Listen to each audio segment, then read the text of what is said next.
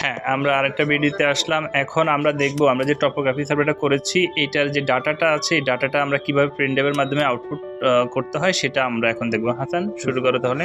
প্রথমে আমরা প্রিন্টএভটা নিয়েছি। প্রিন্টএভটা নিয়ে আমি ওকে দাও। লগইন করলাম। লগইন করার পর দাঁড়াও একটু আমি লগইন করলাম। ওকে এখানে ফরম্যাট মাই ডিলিট ডাটা ক্যান্সেল দিয়ে দেব।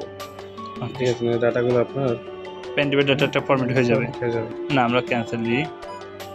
ওকে, তারপর আমরা কোথায় যাব? মেমোরি। তে যাব না, মেমোরিতে যাব। আচ্ছা, মেমোরিতে যাওয়ার পর জব থেকে জব এক্সপোর্ট আচ্ছা প্রিন্টএভটা পাই নাই। না, তাহলে আমার মনে হয় এটা ডিলিট করা উচিত। হ্যাঁ, আমরা জব এক্সপোর্টে আসলাম। জব এক্সপোর্ট থেকে কি করতে হবে? ইন্টার চাপবো।